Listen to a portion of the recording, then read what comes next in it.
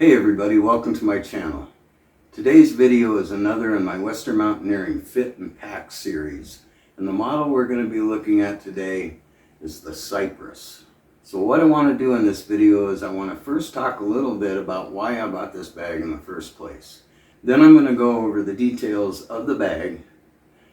And then I'm going to climb inside of it, move around so that you may be able to get a feel for the fit of the bag. And then I'm going to attempt to pack it into its provided stuff sack and then pull it back out and loft it up. So here we go. Now this is one of the few down sleeping bags on the planet that can act as its own freestanding pup tent. I can literally crawl inside here and stay warm and dry in the summertime in a rainstorm without ever having to touch the bag. That's crazy. But yeah, it's one of the only bags that will self-tent like this. The Bison will do it, and my bristlecone will do it also. Just for fun, I like looking at sleeping bag specs all across the world. So currently there's a handful of bags that are manufactured around the planet that are really touted as ultra warm, super high-end, extreme cold expedition bags. Comparing all of those, and that includes the Feather Friends Snowy Owl, the Payjack Radical 16H, PhD, they got some, what is that one called? The Hispar 1200. None of these bags that I mentioned, or any other bag that I've been able to find, has as much down in it as this hugely overfilled Cypress model that I own here. So based off of Western Mountaineering specifications, my bag weighs 15 ounces more than a standard filled model. Even though they say they only put 5 ounces of overfill in this, the scale doesn't lie.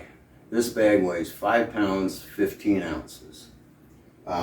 So based off of that, my estimation is this bag has got 67 ounces, or 4 pounds, 3 ounces of 900 plus fill power goose down in it, which is over half a pound more than the Feathered Friends Snowy Owl has in it, which is rated to minus 60 degrees. So Western Mountaineering rates this bag at minus 30 degrees Fahrenheit, minus 34 degrees Celsius. I have yet to try it out at that temperature, but I'm looking forward to it. 22 below is the coldest I've slept in this, and it wasn't even a challenge. I had it partially unzipped, as a matter of fact, just because it was so warm at that temperature. I've measured the loft several times, and it's about 12 inches average on all the baffles. Western Mountaineering puts a zipper across the footbox section of most of their semi-rectangular style sleeping bags. This can be used for a variety of things. One is you can unzip it, completely open up the footbox section. On warmer evenings, you can get some air coming in there. Also, look at this well-stuffed down draft tube that goes all around the footbox here. Really helps to keep your feet from getting cold. At least it keeps my feet from getting cold. Now, this is also the only sleeping bag that I've ever seen that has this storm flap over the zipper. They've got a piece of Dacron stiffener tape inside here that you fold that flap over the zipper, and that does a real good job of keeping wind, rain, snow, ice, sleet, hail, or any combination of the above from getting into your bag, because the zipper is not airtight and it's not waterproof. But putting this flap over here really goes a long way in truly stormproofing this bag for sleeping outside, cowboy camping, inclement conditions, no tent, no cover. Now this bag is one of 3 Western Mountaineering sleeping bags that Western Mountaineering designates as an expedition bag. Now a lot of people will say, why the hell are you going to carry nearly a 6-pound bag up Everest? Well, you're probably not going to do that. But if you're a team leader sitting at a base camp on a mountaineering expedition, I bet you a lot of them are sleeping in this. I do know that this bag is popular with sled dog teams. it's not the sort of thing that you're probably going to want to carry around in a backpack. I carry it around in a Forerunner, so a lot easier to manage. It would be a handful, but having grown up in the 60s and 70s, we thought our bags were lightweight then, and they weighed 5 pounds, 6 pounds. The color of this bag is sage. It is green, but oftentimes in video I notice it appears gold. It's not gold, it's green. If you're here to see it, it is definitely green. It's like a sagey olive green. The full name of this is the Western Mountaineering Cypress GWS, but I just call it the Cypress because it's not offered in a microfiber outer shell. The Bison and the Cypress are Western Mountaineering's only 2 bag models that are offered in the Gore Windstopper only. I want to say something really quick about Gore fabrics. A lot of people expect them to do more than they can as far as venting out perspiration. I'm really fortunate in that I don't sweat. I never have. My head and neck sweat, but you know, I'm always dry under here. I've never used antiperspirant. So I'm kind of a reptile in that sense. I've slept weeks and weeks and weeks in Gore Windstopper bags, and I've never had any condensation or moisture inside the bag. And I've slept in deep, cold, extended trips. People ask me about bag liners, and I don't use them. I'm already in one bag. I don't want to do a Houdini thing at 2 a.m. when I got to take a leak, so I make sure I don't get too hot in the bag. I like to try to sleep a little cool. But for me, moisture and condensation inside the bag has never been a factor. As far as the size of this bag goes internally, it has 69 inches of internal circumference at the shoulders. It's got 61 inches of internal circumference at the waist. And it's got 48 inches of circumference down there at the footbox section.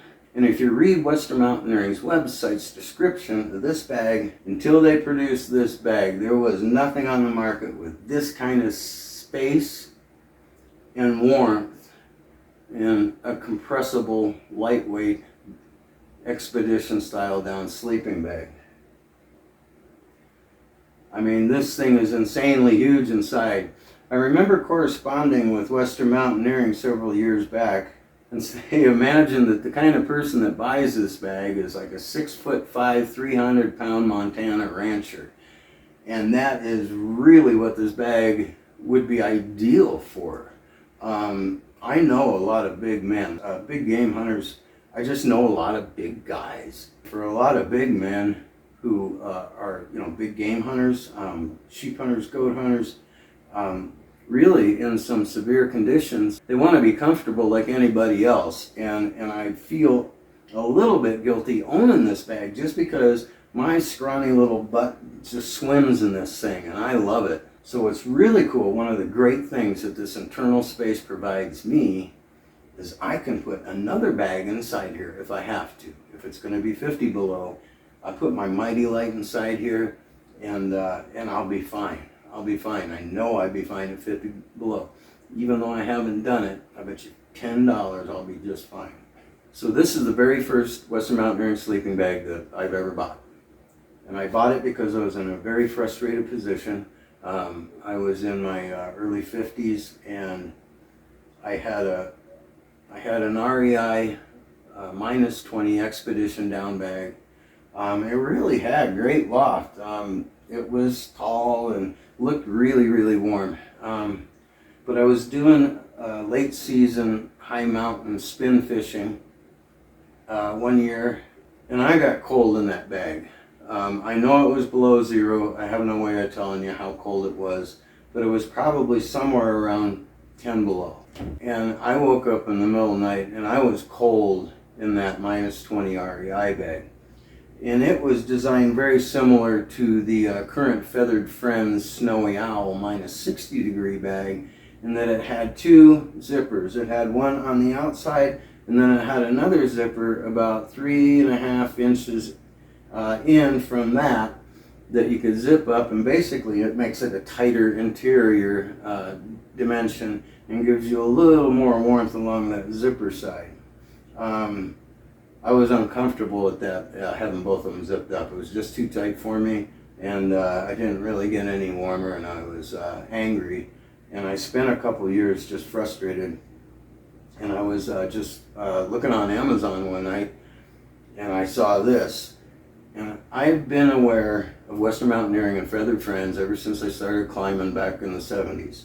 And I rarely saw any of the bags. But this thing stood out. And reading the description it just filled the bill for me. It's like, yes, I want to be absolutely warm at 30 below zero. And I don't want it to be a 20-pound polyester bag. When I saw this, it was like, yeah, that is what I need. A bag that's going to keep me warm, and a bag with plenty of room in it, and it still packs down light and it feels like I'm sleeping in a pillow. And this bag does that for me. Now, it's not the first Western Mountaineering sleeping bag I slept in. I bought this, and while I was waiting for it to arrive off of Amazon, I found out about Hermit's Hut. So I went ahead and ordered one through Hermit's Hut with the overfill. When my Amazon one came, I just sent it straight back. I didn't open the box. I didn't even look at it. So while I was waiting for this bag to be built for me, I purchased a Badger GWS. And that was the first bag that I slept in, and I was just absolutely floored by how amazingly comfortable these bags are. I went up in October with my sons and camped for a few days, and it was all around 25 degrees. And that 15-degree Badger was awesome. It was so heavenly, so much better than even some of the nicer bags that I've slept in before. But I had to wait. I had to wait until December of that year to try this bag out, and got really lucky and hit 22 below on that first year that I owned it. I just wanted to share with you why I purchased this bag. It was out of need. I needed something that will keep me warmer than a REI 20 below down bag, and something with more room in it than that, so that I could be comfortable at night. This is it. Got our really well-filled downdraft tube. I got a fan on me. Ain't gonna help.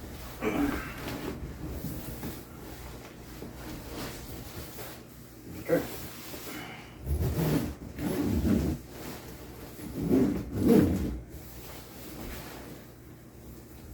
Holy Toledo. Forgot how massive it was.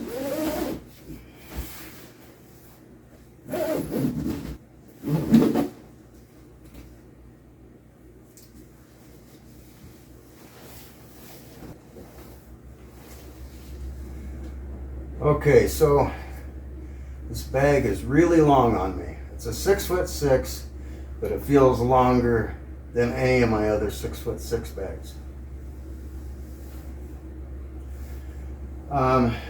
Much like the bristlecone, if you watch that video, I've got a lot of room down here in my feet. I mean, really, they're about my heels are about 14 inches apart before I start pressing against the outside of the bag. In the waist, I've got my hands lying flat, with my thumbs not touching my thighs and my pinkies not quite touching the outer edge of the bag. I mean,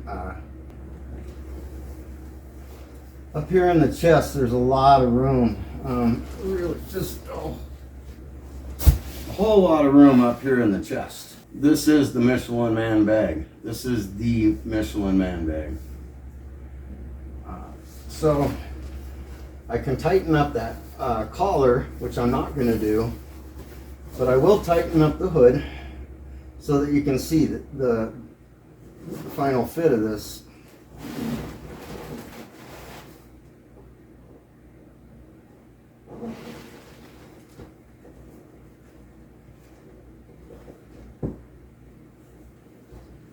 So there you go. Warm and comfy. Yeah, I probably got 8 extra inches in this bag.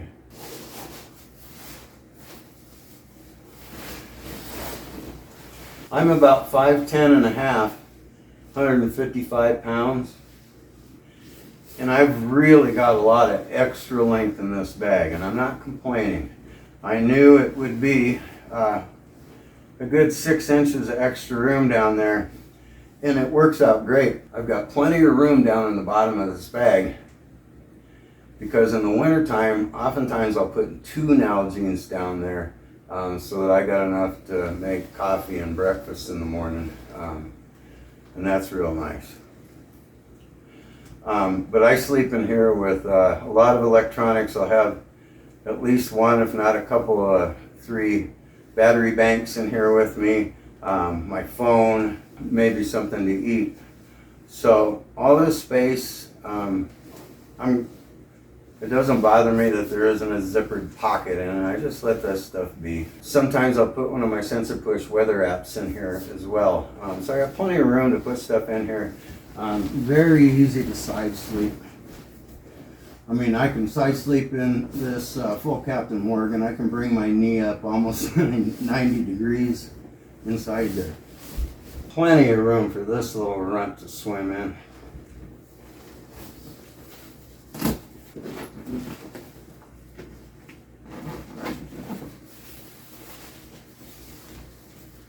I'm actually proud of myself for not whining about how hot it is in here.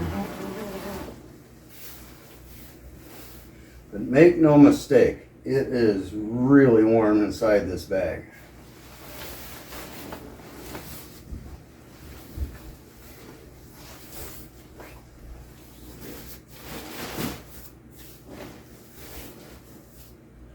Wow, well that was an experience.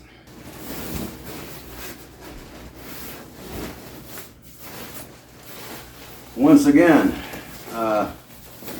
we got Ruth Lopez and Monica made this bag, and they did one heck of a good job.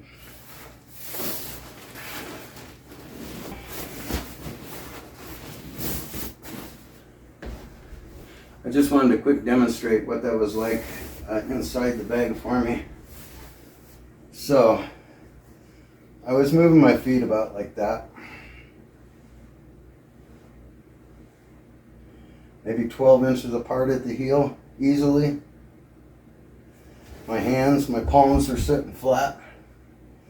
Thumbs not quite touching my scrawny thighs. Pinkies just barely touching the outside of the bag. Up here in the chest, it was like that. I had a lot of extra girth that unused. When I was on my side, I could bring my knee up, almost that high, without pressing against the zipper baffle much. Okay, now comes the not so fun part. They overfilled the heck out of this bag. It's got a lot more down in it than a standard issue. I'm going to attempt to put this into the provided extra large stuff sack, which is 11 by 22. I've done it only once before, and I remembered that I could barely pack it into it, and it popped the cord lock. But since I'm a glutton for punishment, here we go again.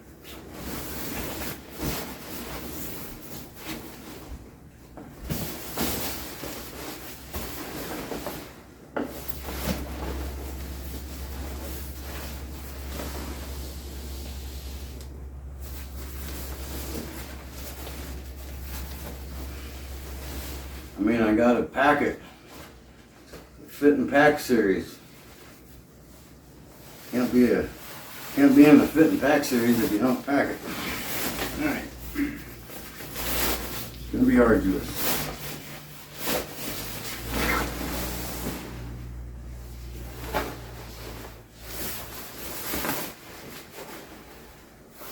So, I really loved that REI bag I spoke of. And we still have it. I sold it to my son. Seems like he buys all the sleeping bags that I don't want.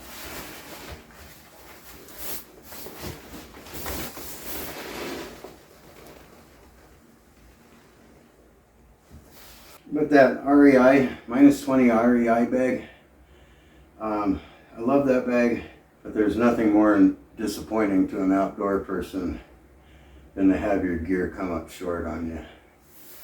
And that's what it did for me. That's why I bought this bag. I bought this bag because REI minus 20 wasn't cutting it.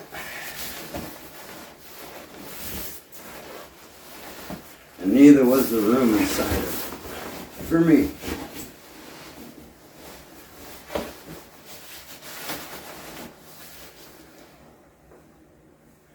But you know, I'm in my 60s.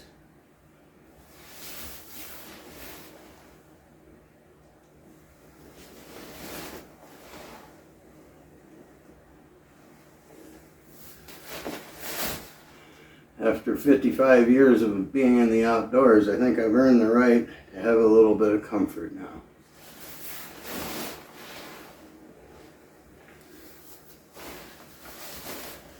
And that's what I found, that these semi-rectangular bags from Western Mountaineering provide me with a great level of comfort and warmth.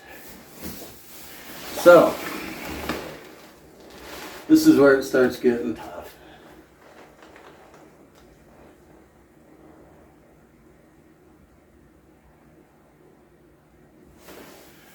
I mean,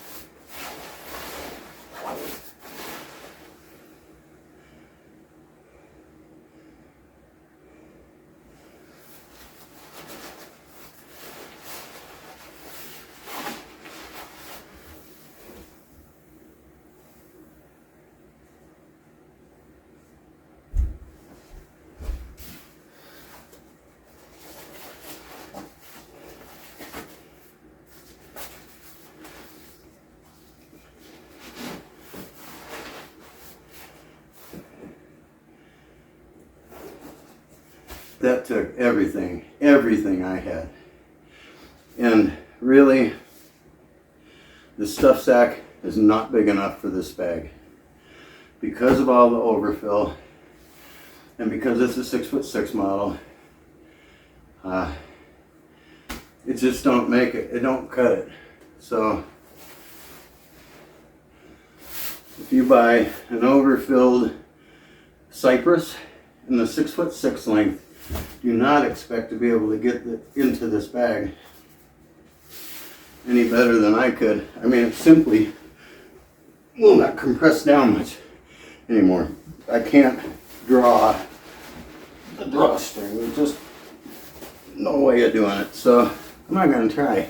I did buy the largest Sea to Summit dry bag in an attempt to get something bigger than this, 35 liter I think it is. It's not any bigger than this stuff. So I just use one of my cotton storage sacks to transport this bag in. If I was trekking with this bag in Yellowstone in the winter or something, I would have to have a custom bag made for me, because this simply don't cut it for the extra pound of down they crammed in here for me. So works just fine for the style and type of camping I do these days.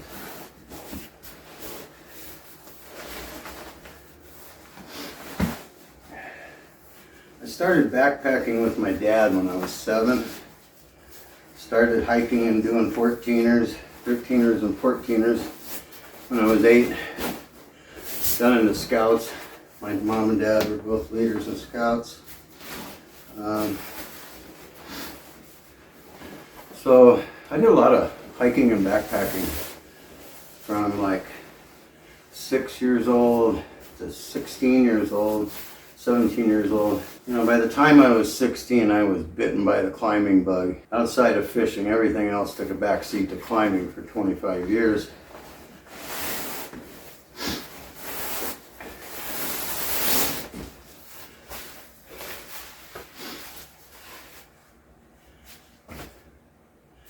Rock climbing can make you a lazy backpacker really quick. Not saying it has to happen,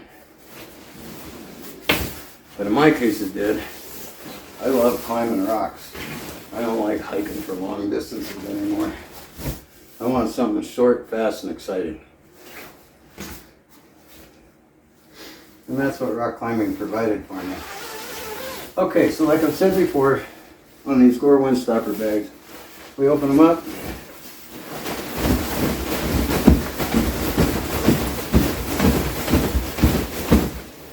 Get some air going back into that bag from the inside, because this is really breathable material. This is not.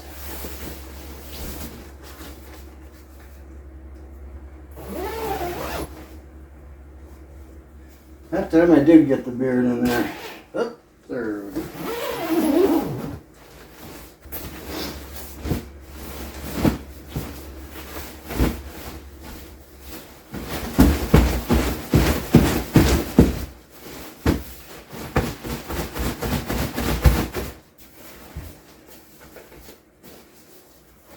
There we go, back to where we started from. I'm really surprised after that massive squishing that I just did to it, that it does loft right back up. I mean, as hard as I'm compressing the down in this bag, I'm scared I'm damaging it, just because I'm compacting it so hard. Fortunately, I don't need to use that stuff sack. But hopefully you guys got something out of this video, because it about killed me. I'm just kidding. I love this stuff.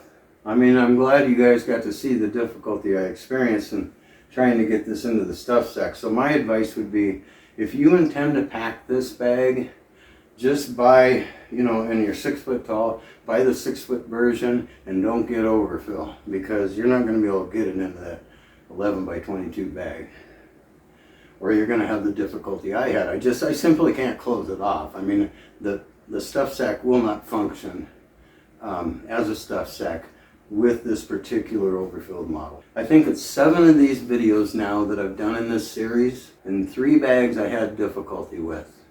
My overfilled 7 foot Badger had a pretty tough time getting down into that medium stuff sack. My overfilled Bristlecone, which is about 11 ounces over standard weight, I found difficult to fit into the extra large stuff sack, which measures 10 by 20. And then of course this one today, that I don't, you know, there's no practicalness to me packing it that way. I mean, it's not sealed up on the outside. The stuff sack is just simply too small for this particular bag. But like I say, it feels like I'm damaging the down. I am compressing it so damn hard in there. So I'm never going to do that again. I just did that for you guys' benefit. To wrap up this kooky video, coldest I've slept in, this bag is 22 below. I slept about 10 days at 0 to 10 below once. Just super warm and comfortable. I mean, there's no ooh, a little bit chill or cool. There's none of that at all. And I can move around in this bag at night, and drafts simply don't go down into there. I use that neck collar, and it's just impervious to the outside. In my opinion, potentially the coldest rated bag on the planet, simply because there's so much room inside of it to layer up. I mean, this size bag will appeal to a lot of different people. People who are simply bigger people. Football players like to go hunting and camping too. They need a bag this size, and they may need a bag with this kind of temperature rating depending upon what they're doing. For me, I enjoy the big bags because I can afford to take the extra weight and space, and they're just truly comfortable for me because I got a lot of sleep problems, and this really helps me to sleep wonderful outdoors in frigid cold temperatures. I hope you enjoyed having fun watching me try to stuff it into that stuff sack. But my ego survived, and it appears that the bag survived as well. I just want to give you a real clear picture of what you're up against if you're looking at purchasing one of these. I hope you enjoyed this little fit and pack review of the Western Mountaineering Cypress GWS. If you did, please click like and subscribe to my channel, please. I'd appreciate that. I'm going to continue bringing you more crazy videos like this, as well as taking you camping with me. Got a big lineup for this winter. Hopefully it all turns out the way I want it to. Until next video, stay safe out there and have fun.